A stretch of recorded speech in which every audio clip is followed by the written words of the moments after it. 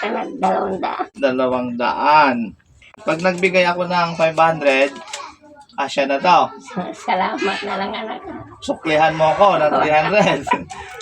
Hindi, 200 eh. Di susuklihan mo kong 300 dito. May utang ka sa akin. May utang. 100. Ano to Lola? Ay, 1,000 to. Hindi to 100. Di ba sabi ko babalik ako? Babalikan kita. Ano ulit yung kahilingan ni Lola? Kasi December na kailangan may magbibigay sa'yo ng Christmas, ano? Ang hinihiling ko lang sana yung makalabas na yung anak ko sa Saan? sa kulungan. Ay, bakit nakakulong yung anak mo, Lola? Kasi yung nagtatrabahoan niya, binigyan siya ng kasalanan, pinagnakaw niya. Kaya nandun sa Cavite. Nagnakaw yung anak mo. Yun ang binigay niyang ng kasalanan kasi gusto niya kasi mga anak yung asawa niya, tapos siya na uuwi, tapos walang sa asawa niya.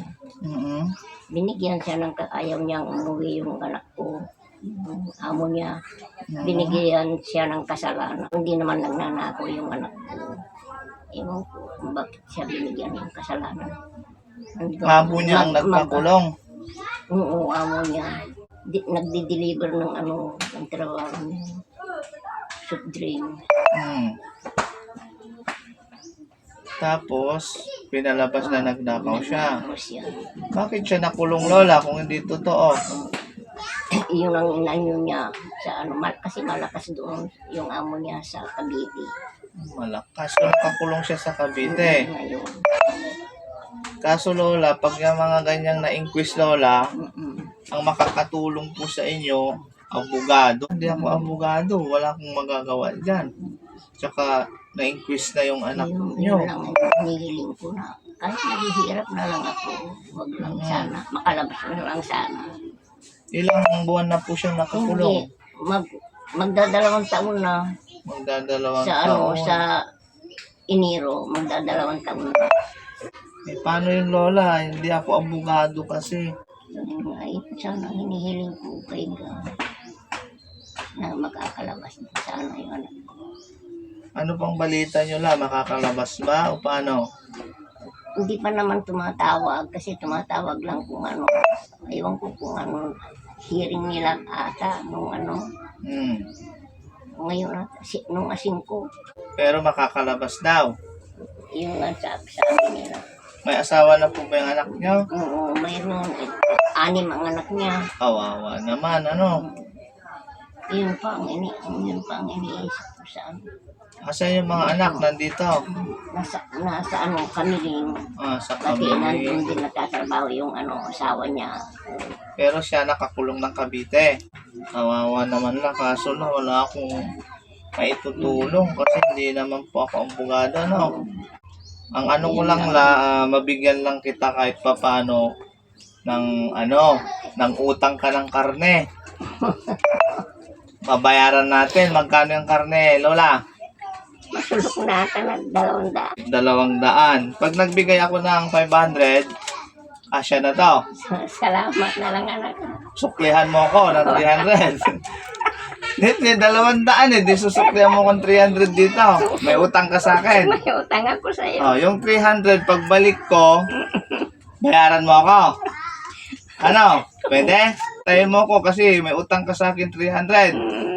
Syempre, dadagdagan natin yan, Lola. Dadagdagan pa natin. Magkano to? 100? Kano to, Lola? Ay, 1,000 to. Hindi to 100? Okay lang. Pamasko ko na sa ito. Salamat anak. Ano masasabi mo, Lola? Nakatanggap siya ng blessing ngayon. Kahit maliit na halaga. Oo, salamat na lang anak. Di ba? Ito na lang ang sasabihin ko. Salamat. Salamat. Lola, inutusan kami ni Daddy Frankie dito para magtingin ng mga senior na pwedeng tulungan. Pero Lola, pasensya ka na kasi yan lang po yung nakayanan ni Boss Tax. Ako po si Boss Tax, kasama ni Daddy Frankie. Yan, kasama ko sila Boss JB ngayon. Sila Kuya Chano.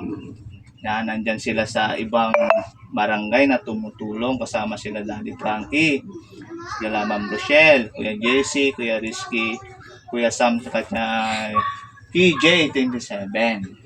Kami naman nila Boss JB nandito kami sa barangay nyo para maghanap nga ng katulad nyo na senior na kahit papano makapag-abot kami ng Christmas. Ano Lola? Oo, salamat. Pero Lola, pasensya ka na kasi yan lang yung nakayanan ko ha. Hindi ganun kalaki. Pero sana Lola, napasaya kita. Oo. Happy ka pa? Oo. Mukhang hindi naman Lola. Bakit na? Oh, masaya ka ba? Oo. Sa natanggap mo ngayon? Lola, yung utang mo sa akin 300 ha. Kailan ko yung babalikan? Utang mo sa akin yan. Babalik ka pag mayroon na. Pag meron na. Ah, May sukli ako dyan. Gagastusin mo pa. Hindi mo pa ako babayaran sa sukli ko. Anong gagawin dyan Lola sa sukli? Ibabalik mo pa ba sa akin o sa'yo na lang? kung ibibigay mo na lang sa akin. Ay, sa'yo na lang pala. Ayun Lola, pasensya ka na. Medyo makulit ako ha. At pasensya na rin mga kababayan sa kulitan namin ni Lola. Ayun lang naman talaga. Yung hangarin ng Team Daddy Frankie, syempre makatulong sa abot ng kaya. Kaya ito'y nagawa natin. Nakita natin si Lola. Ano yung pangalan ulit ni Lola? Erlinda. Nanay Erlinda. Anong pinido po? Pascua. Nung dalaga, Ragos. Ragos. Ilang taon? 84. 84 years old. Yun mga kababayan, huwag nyo sanang masamahin kung ano po yung kulitan namin ni Lola. Bali, pinasaya ko lang sila mga kababayan kahit paano abutan natin ng kunting Christmas si Lola kasi malapit na nga yung Pasko. Ayun, hanggang dito lang mga kababayan. Syempre, sila Daddy Frankie nandyan sila sa kabila para mas marami pa po tayong matulungan. Kaya isa rin ako kasama si Boss JB, may tunutulungan din dyan sa kalapit barangay para mas makapag-abot pa tayo na kahit kunting tulong po. Kaya ito po yung ginagawa namin, nag-iikot-ikot po kami. Magpapasalamat din ako sa lahat ng solid followers po namin at sa mga sponsor ni Daddy Frankie. Maraming salamat po. At sa mga kababayan natin, lagi po tayo manood ng premiere ni Daddy Frankie. Every 7:08 ng gabi po sa YouTube channel niya, Daddy Frankie. Lola, uwi na kami. Anong masasabi mo po? Salamat. Masana ka. Thank you po. Lola, Oo. yung 300 ko, babalikan ko pag malaki na yung manok mo. Oo. Sige. Hindi ka babalik. Babalik ako kasi mautang ka sa akin. Babalikan ko yung 300 ko. Okay lang? Oo. Sige, Lola. Yan, pinasaya lang natin si Lola, mga kababayan. Bye-bye tayo, Lola. Bye. Salamat na lang. Salamat po. Yan, thank you.